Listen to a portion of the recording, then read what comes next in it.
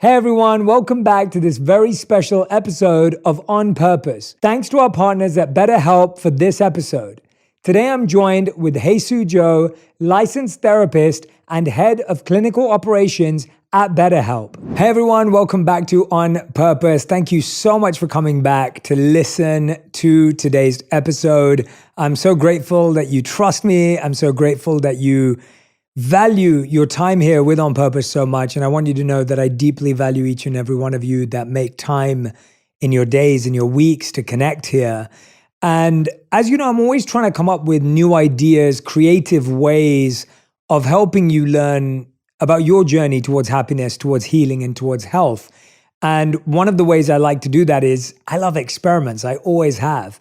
And I like doing things myself and putting myself in uncomfortable positions. And so one of the series that we started off here was me going to therapy and doing a therapy session as an episode, as a way to show you how accessible it is, how simple it is, how useful it can be, and also for you to get to know me better as well. I really want to be able to be more open with you. And sometimes when I'm doing a 4-minute interview on TV, or even if I do a podcast episode with someone else, the conversation can seem very specific to what I'm talking about, but not necessarily specific to me. So this is for all of you who would like to know a bit more about me, learn a bit more about me and how I ended up the way I did, but also encouraging the conversation of how did you get to where you are today? What is it about your life that you can learn from or grow from and can serve you differently if you thought about it differently? So I want to give a big thanks to our incredible partners at BetterHelp for this episode, our incredible therapist, Jesus, who's here with me today again.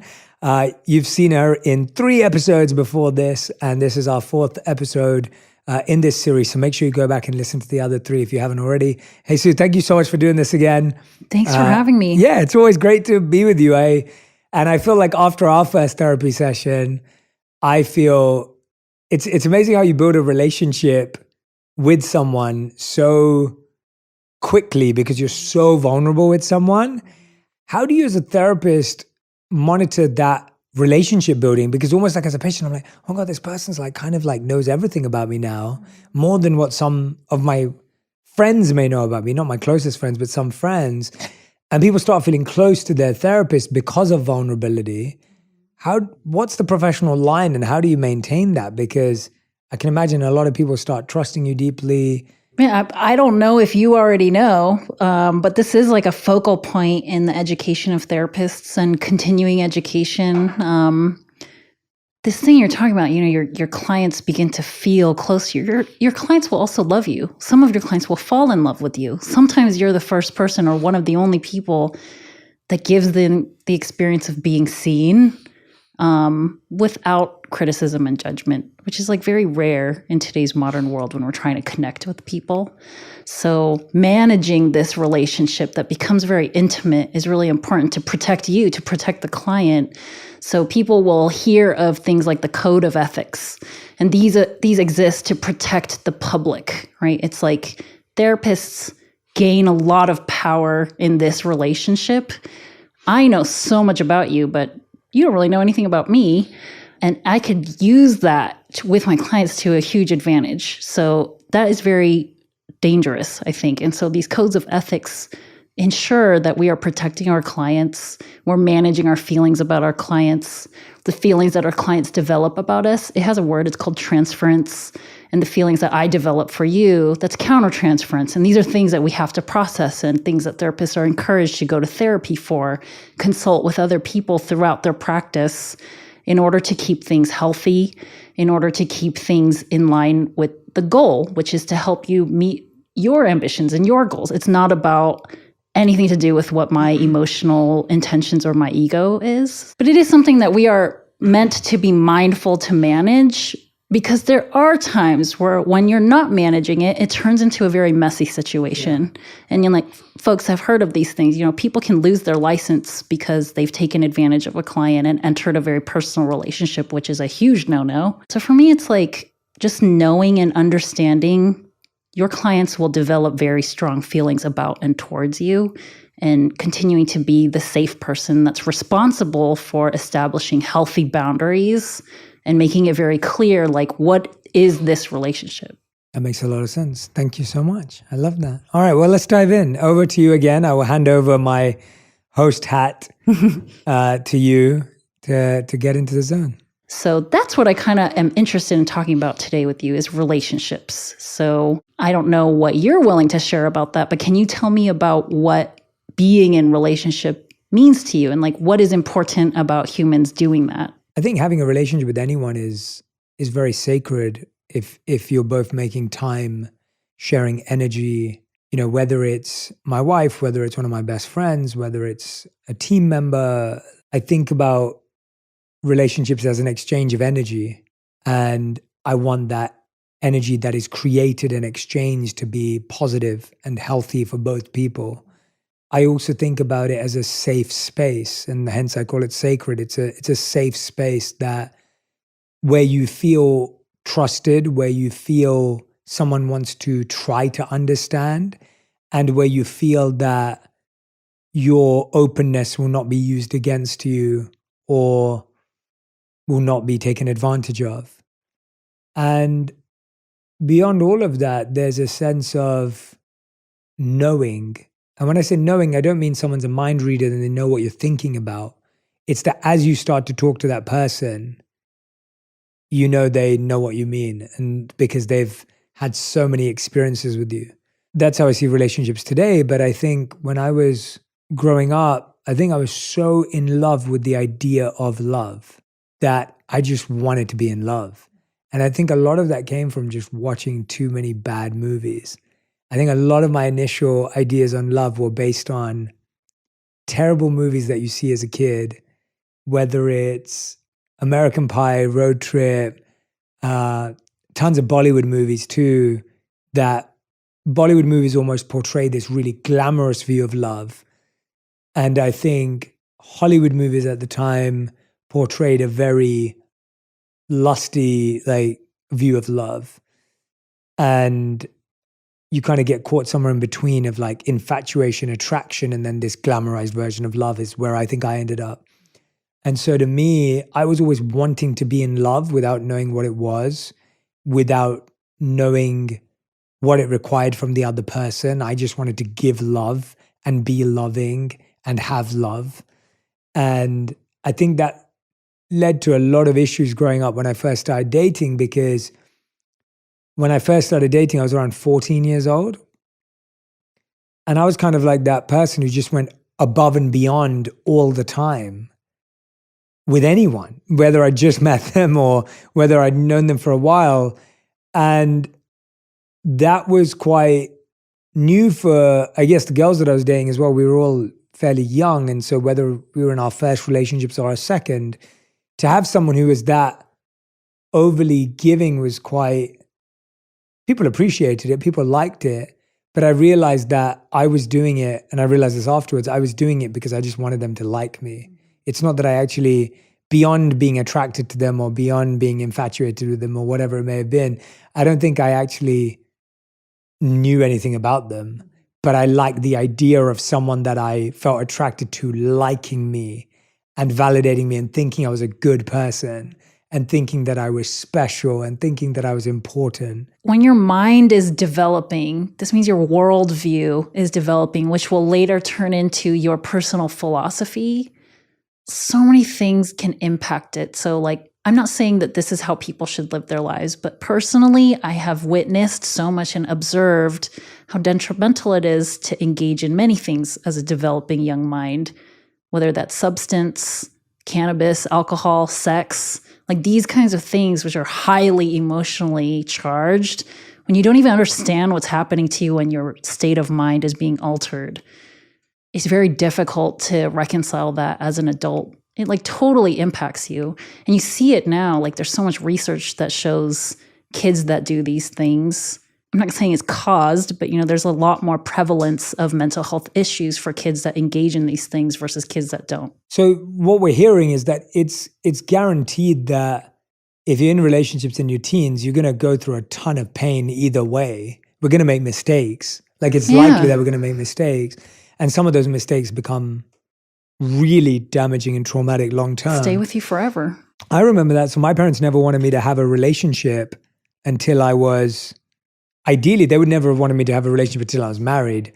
And so I never told my parents when I was dating. Like my parents have no idea. If my parents listen to the episode, they have no idea that I ever had a girlfriend. They probably have some idea now, but like they would never have known that I was dating at 14. Yeah. And it became so much more attractive to me to want to date because my parents didn't want me to date.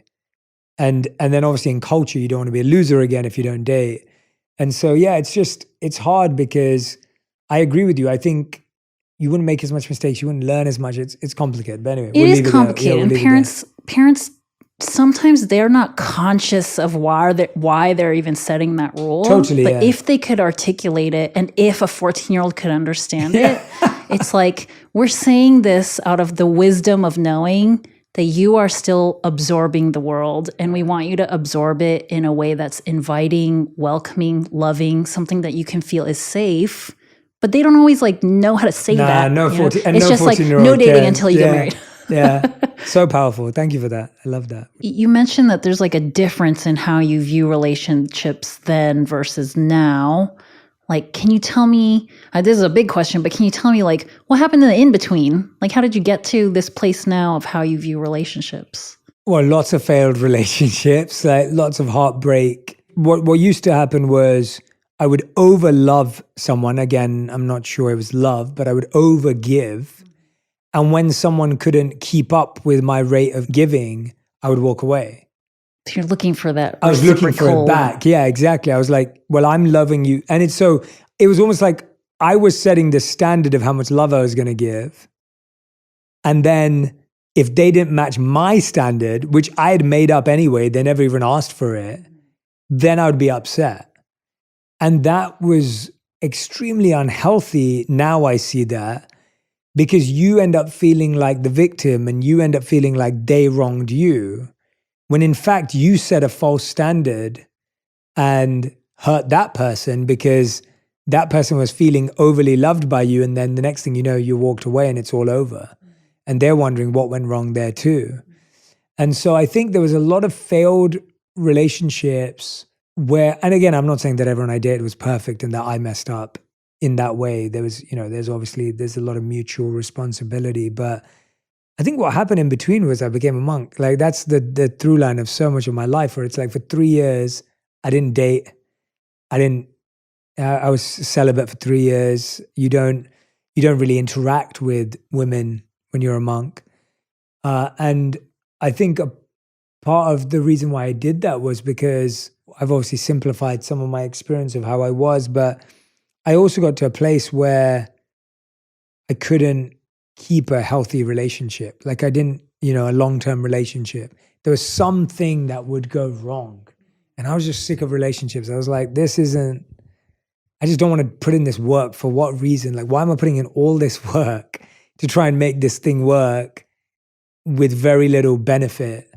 And I'd rather go and work on myself and help the world or whatever it may have been at the time, which we've talked about previously. And so I think there was a part of me that was just feeling like I don't know how to get a relationship right. Mm-hmm. Yeah, I think what happened in between was spending 3 years on my own allowed me to re-clarify and re-identify what love was to me, not what love was to my family or in the movies or to some of the people I'd met, but what was love to me? What kind of relationship did I want? And obviously, like living as a monk, even though you're not dating, you develop a lot of good skills for dating, like patience and commitment and discipline and understanding and listening and mindfulness. And so there's so many great skills that you gain that then become very useful when you start dating. And so then since I left the monastery, the only person I've ever dated is my wife. And, we're all constantly working on things even today, but I definitely feel a lot more stability with her than I've felt before, and a lot more commitment and love there than I've felt before. And obviously that's a lot to do with her as well. That's not just me. But yeah, I think that's what changed it. Becoming a monk. Yeah. And you mentioned, as a monk, in the 3 years you were a monk, and many people stay monks until they leave this earth, right? And I'm understanding that you're saying monks don't date. Monks are celibate. So can you refresh my memory why that is? And it's not just in one kind of monk, right? You see this across cultural different monkness. Yeah. So why is that? Can you remind me? I mean, there's many different reasons, and I can't speak for anyone beyond my tradition, obviously. But I would say that the number one reason is to create a sense of focus and aligned energy. So if we all believe that we have a certain amount of energy, and the more things we add to that, the more it takes away our energy in different directions. Now, being celibate or getting into a relationship is one of those, but it's the same as having a career. As a monk, you don't have a job, right? And so it's the same reasoning where it's like, well, what if all of your energy was placed in self-mastery and self-realization, and you didn't use your energy for anything else? Or anyone else. Would you not have the opportunity to go deep into the self? And so it's not about women or celibacy, or like, it's not about the external idea of like, some people are like, oh, well, money's bad and women are bad and that's where you stay. And it's like, well, no, it's got nothing to do with that. It's not like you don't have a job because money's bad, or you don't have a partner because, you know, a certain gender is bad. It's the idea that how could you limit all your distractions, or how could you limit all your focuses and energy to the pursuit of self-realization? And anything above the pursuit of self-realization is seen as unimportant at that stage of life. And I think there's beauty in that. I think when I think about getting 3 years of my life to have an exclusive focus on self-realization, I would say it works. And I think about this often. I'm like, when did people ever in their lives have 3 days for self-realization, let alone 3 weeks, 3 months, or 3 years? And so I think it worked. I think it was true. I do believe that carving out exclusive time for yourself and self-realization is a beautiful commitment to yourself. And you don't have to go and become a monk to do it. I think therapy is one way to do it, and is a great way to do that. Every week you're carving out an hour or 2 hours for yourself and understanding yourself. And so over years that will add up. And so I think that the idea or the concept, you don't have to become a monk to do it, but the idea and the concept of investing your energy exclusively in self-realization is a healthy one. Thank you. Thank you for taking that detour, because, you know, sometimes clients may have this idea that therapists know everything about all kinds of people. So sometimes I may ask you to remind me why something is the way it was in some piece of your life, because it helps me understand you better as I seek to understand you better, as I accompany you through whatever it is that you're trying to explore about yourself. So I really appreciate you taking the time to help me understand that. Yeah, of course. And in all of that, I'm hearing like becoming a monk, which we talked about previously, a large part of it was maybe you couldn't articulate it before you became one, but after this journey, it was about being able to validate yourself. Yes. And it sounds like all your early relationships, you're really seeking this validation from someone else. Yeah, it was validation because I guess I didn't like myself. It was the idea of, how do you buy someone's love? Like, is it a fancy gift? Is it a posh restaurant? Is it me overdoing it for their birthday when we barely know each other? Like, what am I overcompensating for? And I'm overcompensating for the fact that I'm not sure I think I'm worthy, or I'm not sure that I like myself enough. And I'm hoping that this will win that person over, and then we'll have that romantic love in the movies.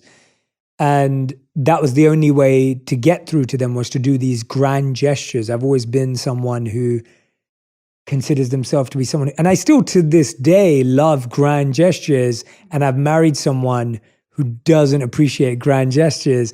And it took me ages to understand that. And I think my wife, because I do love her deeper than that, was one of the few people who's been able to teach me that grand gestures don't equal love, or are not the only way to show love, because she didn't receive them with the glorification and adulation of, oh, you're amazing. She kind of received them as like, well, I didn't really want this, or this doesn't really make me happy.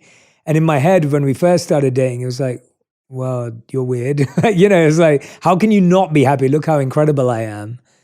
only to realize that, again, it was still, so even after being even in our early years of dating with me and my wife, I still think I was, and even till this day, I think that is so deep rooted, that idea of love is grand gestures, love is this big thing, the idea of overgiving, like I think it's so deep rooted. It takes a long time to be aware, let go, be conscious. It doesn't just disappear. Right. And sometimes for some people, love is grand gestures, Totally. right? And you're kind of touching on something that a lot of people would benefit from reminding themselves of. We, or I, as an individual, love and express love in a certain way, and I feel love and I receive love in a certain way. It's pretty unlikely that you will end up with someone that speaks love and receives love in the exact way that you do. Totally. So it's like being in this long-term relationship. It sounds like you and your wife have navigated, how can I express my love to her in a way that she will receive it? Because a lot of people are like, well, this is how I would like for someone to love me. So if I keep doing that to her, she's going to like it because I would like it. Yeah. I think we're learning that that is not love. Love is learning to express it in the way that your partner receives it. And I also realized that for me, the way I like to receive love and give love is how my mom gave me love. Mm-hmm. And so my mom would, and we've talked about my mom before, my mom would always save up to buy me the one big gift I wanted every year for my birthday. And we didn't have a lot growing up, so she would save up and she knew what I wanted, and she always knew what I wanted. I didn't even have to tell her, she just knew. And then on my birthday, I'd unwrap this gift and it would be exactly the thing that I wanted. And so that had been how I'd been loved. My mom did give me time and we did have beautiful experiences, but I remember gifts being a big thing in my home. And then when I married my wife, it's like gifts are like not important in her home. Like they spend quality time with each other, and her dad would take the day off on her birthday and they'd go out or whatever it may be. And so to me, I couldn't get my head around how gifts couldn't be important to someone, because I was just like, gifts are the best thing in the world. Like, and it took me a long time to also realize, and even till this day, like one of the members of my team bought me a gift for my birthday. My birthday was a couple of months ago. And she found something that I didn't need, I didn't want, but it was like a felt of understanding. I was like, and it was a new pair of shoes that were really cool, and they were this cool collab, and they were a bit rare. And I was like, this person understands me so well. And it's a long time since I've received a gift that felt that way. And it wasn't because of how much it cost. It wasn't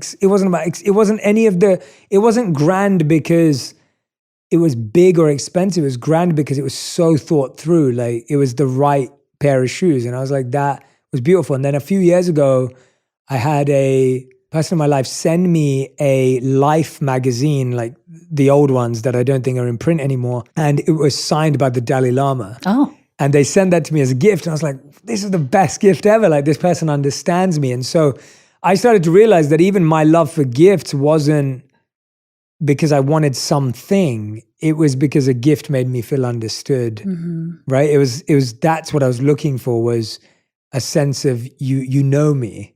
The sense you got when your mom gave you that gift, that she knew what you wanted and needed, and you didn't even have to say it. Yeah. She just like could see into you. Yeah. Only realizing that that's very hard to do. and putting that pressure on my wife was not smart, because it takes a while for people to get to know you. And, it takes a while for people to know what kind of gifts you want. And also she was learning at the same time. She was learning that I needed gifts, because in her eyes, spending good time with each other was the gift. And in my head, I was like, no, like the gift's the gift and time together is not the gift. And so it's really interesting when two people are learning something at the same time. And it's hard because when you're both learning the same thing at the same time, you're just like, knocking against each other. Yeah, finding that person, finding your person, whether that's like your person of the season or your person for the rest of your life, you're bringing together two most likely very different families of origin. And it's like your world view is shaped by the people that raise you. And so you're touching on all these things. This is the way that I received love from my mom. So this is the way that as a small child becomes deeply ingrained in me how people are supposed to receive it too. Yeah. And it sounds like she had a different experience. And like you said, navigating and learning these things at the same time, much more difficult than when you have like an apprentice and somebody mentoring them. Somebody knows something, but oftentimes in relationships, you're realizing together like, I don't actually know anything and neither do you. Yeah. But we're trying to figure that out while we're getting to know each other. Yeah. All with this like deep desire and need to be seen. That's so much of being loved. Yeah. Yeah. And I found that I would often overlove my wife and then make her feel guilty for not loving me the same. Keeping tabs. Yeah. Can you give me an example of overloving? I would do something spontaneous like plan a weekend activity or whatever it may be. But then if she doesn't plan something the next weekend, I'm mad at her. And it's like, that's, now it sounds stupid saying it, but it's like, at that time it felt really real, where it's like, well, why are you not doing it back? But I haven't said I want that. I haven't expressed that I need that. But she was just supposed to know. She was just supposed to know, and she was just supposed to get it. And if I've thought about it, how come she can't think about the next thing? And it was like, and you just feel you're so right. Like, I think that's what's so hard. Talking about it now, I'm like, I can see why it's wrong. But when you're in that position, you feel like it's so right. Where you're like, but I'm doing all of this for us, and what do you do? And I think I've always felt that way. Like, that's always been like a very deep rooted feeling of like, I work so hard for this relationship, but I don't think you do. And I saw this really incredible image on social media today, and it was inspiring a story in me. I was like, this could be a story, but it's like, imagine you're on a vacation and you're on a really high mountaintop, and unfortunately your partner slips and falls, and you go to grab them, and you thankfully you catch hold of them so they don't fall off. And what ends up happening after that is one of the rocks from behind you falls on your leg while you're holding onto their hand, and a snake is going up their leg. So this is the image that was on social media. It was asking for the reflection of the person being held is thinking, why doesn't my partner just lift me up?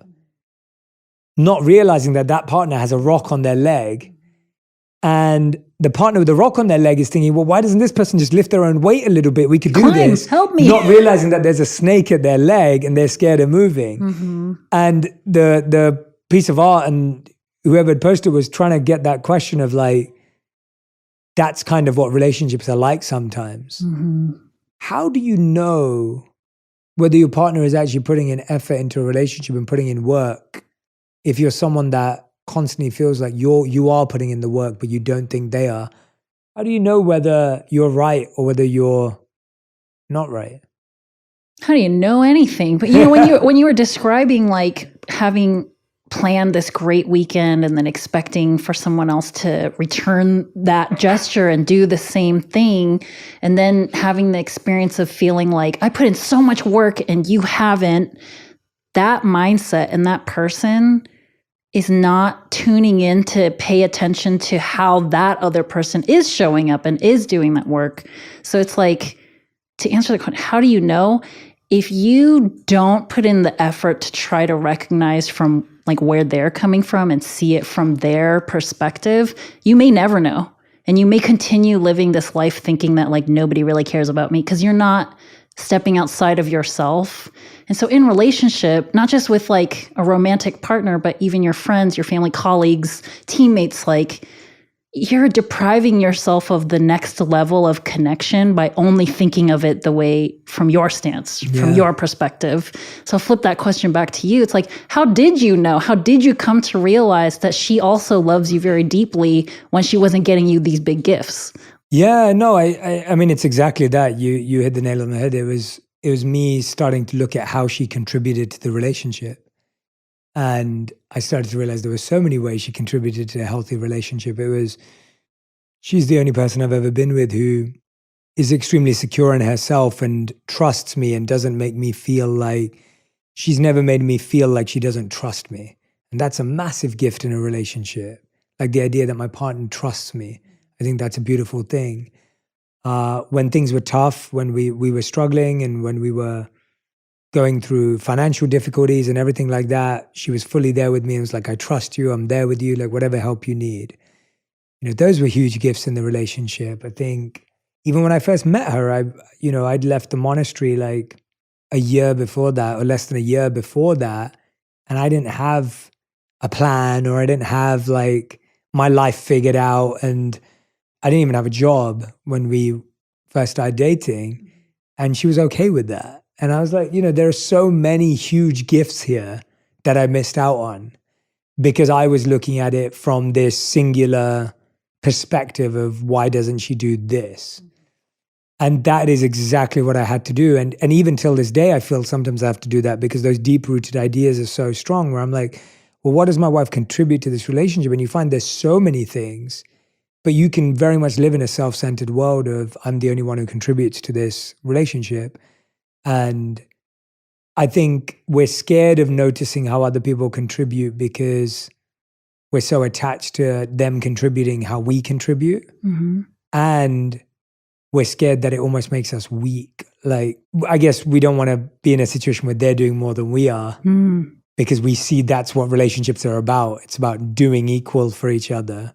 Whereas I've realized that I don't think the relationship me and my wife have today is that we do equal for each other. We just do different things for each other. For folks that are out there still thinking that relationships about equal work, to be able to calculate that it's equal still means you're keeping tabs. You're still like trying to keep some kind of score. And that is where a lot of resentment grows and a lot of pain and a lot of like expectation. There's this idea that people talk about in therapy too of like the way that we react to our own feelings or we react to other people. It comes from one of two places. And it's like either we're reacting because we're fearful of something, so we're trying to avoid or prevent something, or we're reacting out of love for ourselves, love for the person, love for the situation in itself, which means acceptance of what it is. And, that's like a truly loving relationship, right? Is that you're not behaving from fear of rejection, fear of, oh, she doesn't love me as much as I love her. Like that kind of stuff isn't there. It sounds like you just like had this knowing that she's there for you. I'm there for her. The trust. Yeah. And I think that what you just said, I think there's such a fine line between that I do things out of fear and I do things out of love, because a lot of the times things that we think look like love are actually just fear in disguise. So you're like, I can, sometimes like you want to plan a big birthday, not because you love the person, but because you're scared that they'll be sad. Like that's not love. Like, is it, or is it? Is that like, it's almost like, are you basing your intention on you want them to be happy or you don't want them to be mad? And sometimes we create that in other people too, where I've had past relationships where I did things because I was scared of them. I was scared of what would happen if they got angry. And therefore you keep doing the thing. Yeah, you mentioned like over loving, over compensating. So maybe in one of these past relationships or some, like what can you recall about something that you were overcompensating for from fear?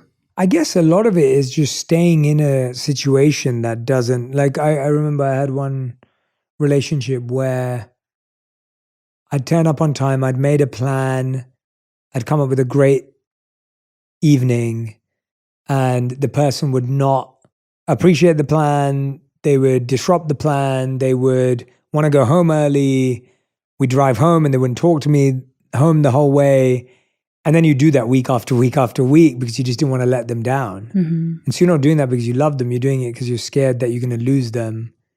But then it's like, why would you be scared of losing someone like that? But you get wrapped up in that belief that you upset them some way, like you did something wrong.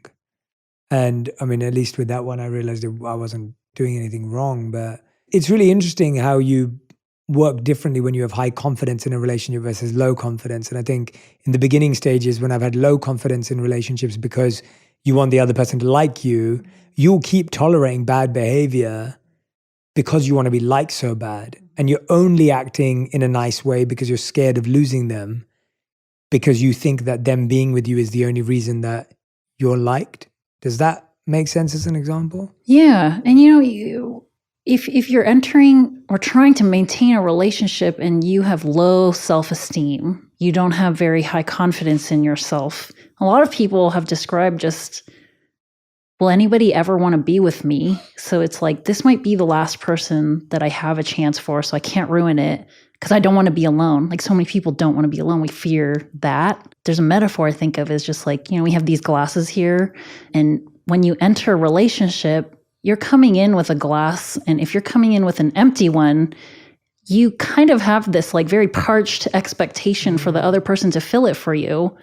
And to constantly expect someone else to fill it for you means they are depleting their own. But when you both come with a full glass and there is no expectation to fill that for each other, now you can love out of the abundance of having it for yourself. Yeah. And now this like need or expectation to fill it isn't there. It's just now we're like two full people, two whole people that can live life together, navigate life together, grow together if that's something that's important to you, be content together if that's what's important to you. The early relationship, it really sounds like you were coming into it with glass empty. I also think at that age, I just loved the chase too. I think there was something about like that proving to someone that you were worthy. I think there was something about that was interesting. Was it the chase? Like something about that pursuit that's interesting? Or do you think you got like reinforced when you finally got this thing that you were chasing? I think it comes back to kind of like gift mentality too. It's like when you see someone as a thing to get, right? Like it's the idea of, and that's why gift mindset is worrying sometimes, because you're constantly working. And I've definitely like, when I unpack that, I really realized that I loved the element of surprise. I love surprises. I genuinely love surprises till this day. And I realized that anyone could have the opportunity to surprise me in a loving, conscientious way. It's like, I feel like the idea of like saving up for the thing you want. And then when you get it, you're like, it wasn't that great anyway. And I think we all feel that way with things. Things never live up to their hype. The joy and the pleasure of a thing is very short-lived. We know that. But sometimes I think we're programmed to believe that relationships and people are like that as well, where it's like, well, once you get that person, then you'll be happy, and you almost treat it like a achievement. And I think that in my teens, that was definitely there. And I needed some people who were pro-rejectors, were professional at rejecting me to help me learn that didn't always work. Like that wasn't a good path to take. I'm just thinking of like the neurotransmitter dopamine. Like dopamine is something that's released when something good happens, like when our reward receptors in our brain, like getting the thing that we were pursuing, and we do feel good, but it's momentary. And it's like, it's our bodies like training us to continue pursuing good stuff because we want to feel good. But then in a long-lasting partnership and relationship, a lot of times it doesn't feel good. So can you tell me a little bit about like relationships when it doesn't feel good? How do you know that you're supposed to keep going? Like what makes it worth fighting for? And that's even a strange term for it. Yeah, I've thought about that a lot actually, because I'd say that my marriage right now is the only relationship I've ever worked beyond that point. And I realized that there were so many relationships earlier in my life that I just tapped out of because I was like, I don't want to do this anymore. Like, why are we wasting our time? Why are we doing this? Mm-hmm.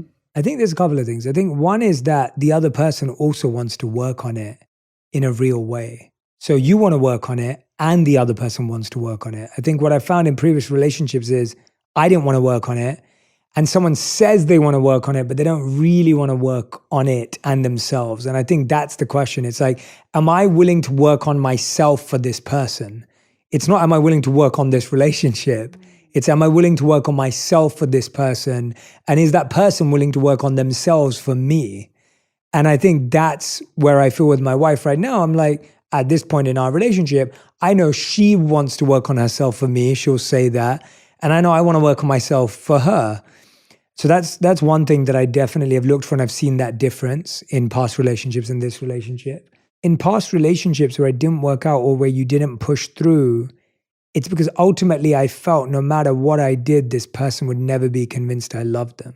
So I dated a lot of people that I felt that even if I did what they wanted me to do, and even if I tried my best to love them in the way they want to be loved, they still were unconvinced that I loved them as well. Because to them, they were still going through that process of filling their cup. So no matter how much I filled their cup, they always felt thirsty or they felt parched. And I was just like, okay, so this doesn't make any sense because no matter what I do, this person will never be convinced. So I can't keep working on this. Whereas with my current relationship today, I'm like, Radhi doesn't demand a lot and she's quite full already. And I think I'm the same back with her. And so it's kind of like a sense of like, oh, well, everything's a bonus. Like everything's exciting. Everything's fresh. Or when things are tough, let's get back to figuring out what is it that currently is making things tough. But there's an underlying feeling of you love me enough and I love you enough, if that makes sense. There's not a sense of feeling that emptiness. And I think there's just an open space to talk about it without judgment and it getting ugly. Like I have like difficult conversations with my wife and I'll say to her, like, I have a rule that since we've been together, I always say to her, I'm like, if the relationship's not going in a direction we both want it to, I want you to tell me and I'll tell you. And so I've sat down with her and I've been like, I don't like where this relationship's going right now. Like, this isn't the relationship I want. Is it the relationship you want? If it isn't, what are you willing to get it to where you want it to be? And if it isn't, what am I willing to get it to where we want it to be? And what do we want it to be? And so I think we have that conversation regularly, like, at least once or twice a year, because you're naturally going to go off track. Like you can never just be on track. And I think in other relationships, not only did we assume we'd always be on track, I think when we went off track, we were very unhealthy in how we talked about it. And at least with my wife, I think there's a sense of humility from both sides in saying, we got this wrong, let's try again, let's shift this. And so I think a sense of lack of ego makes it easier to work on it continuously. Mm-hmm. Whereas if you both just have an ego all the time that you're doing everything right and the other person's wrong, then that discourages a relationship. And this is where this like cliche thing of like, oh, well, my therapist said that I need to use I statements. So if folks have heard of this, it's like, this comes from coming into maybe like a emotionally charged topic with someone you really care about and not starting with the you did this, you make me do this, you make me feel this, like you are whatever. That's like very like blame centric language. And you mentioned humility. It's like coming into the conversation like humbled by, I'm not going to put actions and intentions in your mouth. I'm just going to show up with how I feel about it. And that's what I statements are. I feel so-and-so when you do this. I would like when so-and-so. I am expressing what my needs are. And this is what I think you can do to help me meet those two. And that's where that thing comes from, right? Yeah, the I statements. It's very important to show up as you, not you are the one that's going to make this all better. Yeah. I've always had my own little version of that. I've always said, instead of you and me, use us and we. And so when I'm thinking about constructively moving away from the conflict or moving forward with it, I'll always say, what are we willing to do for this relationship? And what is something that's important to both of us? And that way now we're a team, we're working on it together, we're solving this rather than like, well, you make me feel like this and you do this wrong, or you, and it's almost like saying, well, there's no responsibility on my end. Whereas I often go, we're pretty much both struggling with this. How are you struggling with it, right? And then giving the opportunity, but then going, we're both struggling with this. It's not like a you and me. And so I think shirking responsibility has always been hard to build with someone who you feel is just always making it your fault or you're making it their fault. I don't think you can get past that after a couple of years because it's hard, and I think with my wife too, I think if we ever fall into those patterns, we're constantly trying to say, okay, wait, we can see ourselves moving into that pattern and then try and come back. Or the other side is you just get numb from everything, right? Like that I think is also unhealthy, where you don't feel anything about anything. You're just indifferent. And that's not a loving relationship either. So I think some people may not experience extreme conflict, but I think some people experience indifference where you don't feel any different, whatever happens with your partner. And you're right. Indifference, apathy in a relationship, I think is sometimes even more like slippery slope dangerous than having hateful feelings towards your partner, because that means you still have some kind of passion there. Mm-hmm. I really like what you're saying about using this we language versus you versus me, because this is something that people can expect in couples therapy also, is you come in and you start learning how to reframe you versus me, I versus you. It's we versus the problem, Mm-hmm. right? And so I really like that. And I tend to use that kind of language with my clients. Like when I'm trying to express something to help my client feel like they're not alone in the struggle, I'm going to do a lot of things to try to normalize. This is like this experience of helping the client feel like they're not the only person in the world to experience this. So I don't always say like, yeah, people experience anxiety that way. I say we experience anxiety in that way. We tend to, and then I list off whatever symptoms people have. Yeah. So I like this idea of bringing some attention to the collective experience of us. And, it's like really easy to want to just go the I, me route. Totally. Especially in Western cultures. This is the way that we're raised. This is the way that we're socialized to like be an independent, unique, and individual, which those things are great. Especially in relationship, there is an us, there is a we. We're doing this together. We're choosing each other every day, which is not easy. Yeah, and I think I realized that exactly what you're saying during actually the week of my wedding. And, I know a lot of friends, family, team members that are preparing for a wedding right now. And I don't think everyone talks about enough openly how stressful weddings are. Right? Weddings are meant to be the best day of your life. They're meant to be all these exciting things, and they are, but they also have a lot of stress leading up to them, the week of. I remember, everyone has so many opinions, and family wants you to do it this way, and the other family wants you to do it this way, and both people are holding together their family's opinions and values and rituals and traditions as well as their own. And it can be I feel like marriages nearly break people up because they're so intense and stressful. And I remember saying that exact thing to Radhi the week we got married, where I was just like, this is how it's always going to be. There's always going to be so many people who have opinions about how we should do this and how we should have done that. And more importantly, people are going to tell you how I should be different, and people are going to tell me how you should be different. And I was like, the only two people that need to agree are me and you. And then we need to make sense of everything else that's going on. And if we don't set that habit now, we're going to constantly be lost and struggling. And I think that was the week where we were able to admit that there were people in our lives that wanted what was best for us according to them, but not best for us. And we were the only ones who could decide what is best for us by knowing ourselves and knowing each other. And yeah, I just think all of these experiences in life are helping you get there.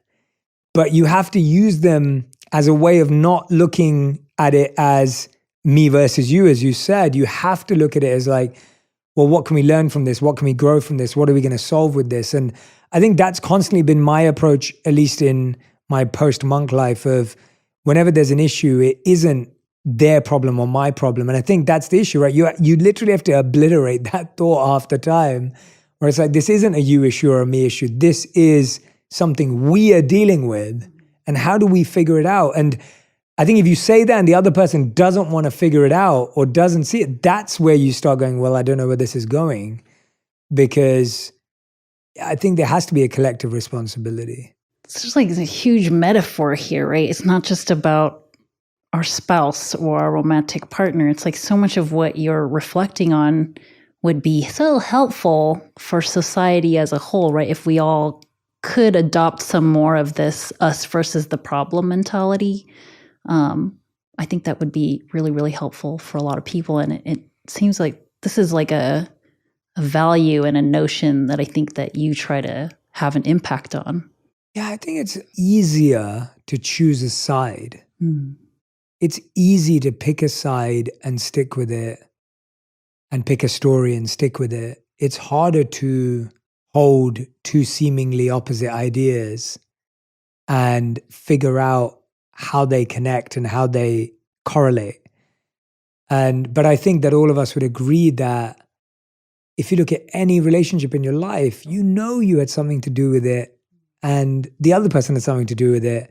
I don't think there's ever been anything in the world that is completely one-sided until it gets, I'll take that back. I think there may be certain things that are completely one-sided, and you have to be aware of those and be careful of those in your own relationships. But I can definitely say in my life, at least, that most things have been two-sided, and you can see two hands in all of it. So yeah, and the I versus you mentality, it's like sometimes it feels like it's emotionally easier to take that path because I'm putting guards up and protecting myself from whatever.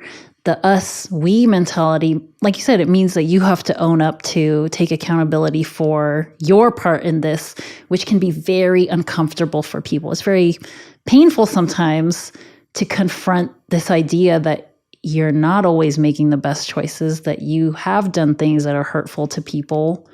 A lot of us just don't want to admit that. We think it puts you in a position of weakness. And yes, with a unhealthy partner, it does.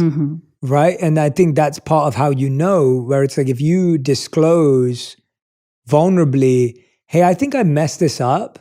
Let's talk about it. And they're like, yeah, look, you already know you messed it up. Like you got it wrong. Like that. If someone uses that in that way, then yeah, that can be a unhealthy relationship. Whereas if someone goes, I'm glad you noticed that, but I know I'm responsible for this too. There's something that can be built there. And I think you need someone, and not everyone can do that in the moment. Not everyone's going to do that when you're having the fight. Not everyone's going to do that in the argument. Sometimes people need more time, and knowing that is important too, because not everyone in the moment is able to be that vulnerable straight away. But yeah, I think that to me, this has been really helpful today and useful today because, I think what you said about always feeling like we're the one doing all the work, and those kind of mindsets can really lose a good thing. We've also talked about some of the unhealthy things to watch out for. And so I think it's just a healthy discussion, because I think relationships are constantly going on in our life. So you never get to a place where you're like, we mastered that, now we're on to the next thing. These things are all so deep rooted that I'm dealing with these things on a daily basis with my wife, because you're just living with another human being, another mind, another person, and you've got to constantly refresh these ideas. So thank you so much. Yeah, I've genuinely appreciated refreshing some of these, again, ideas that I'm conscious of, but it's useful talking it out with someone and hearing your take on them too. Yeah, there's a big power in articulating the stuff that's going on in our minds all the time. You talked about this, this is stuff that I already know, but there's difference between knowing and speaking, expressing, and getting it out in there for another person to witness it. Huge. It does something. 100%. So thank you for being open with me too. Thank you. Everyone who's been listening and watching, I hope that we discovered some useful skills and tools for you to apply in your relationships. I hope that you got a deeper sense and understanding of, the simplicity of therapy too, where we turned into a conversation at one point, and I was sharing my opinions and ideas, and I was getting to hear Jesus' opinions and ideas too. And I hope that this encourages you, a family member, a friend, to seek advice, seek help, seek therapy. If that's what they need, that's what they're looking for, please pass this on to someone who may be on the fence of figuring out whether it's useful to them and just needs to be encouraged.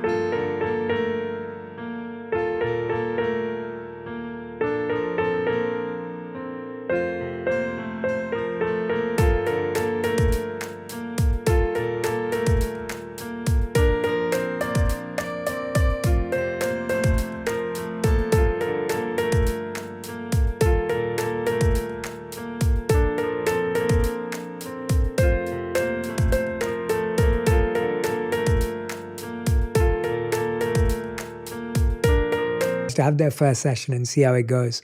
Again, I want to give a big thank you to our partners at BetterHelp. I want to give a big thank you to Jesus for being here and always facilitating these sessions so wonderfully. And a big thank you to all of you who've been listening and watching.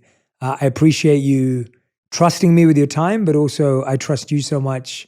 And so I've been opening up so vulnerably in these sessions. I trust you with that. Thank you so much. This episode was sponsored by BetterHelp Online Therapy. Big thanks again to Jesus Joe, Head of Clinical Operations at BetterHelp. So just so you know, this was a therapy session that you got to get a look.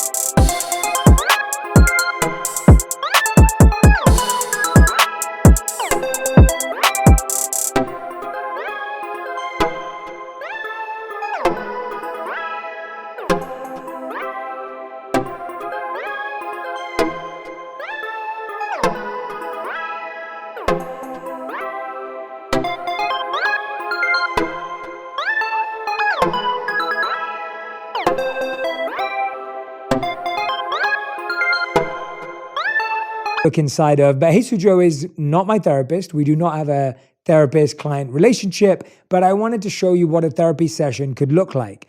Also, just because you might hear something on the show that sounds similar to what you're experiencing, beware of self-diagnosis. You'll want to find a qualified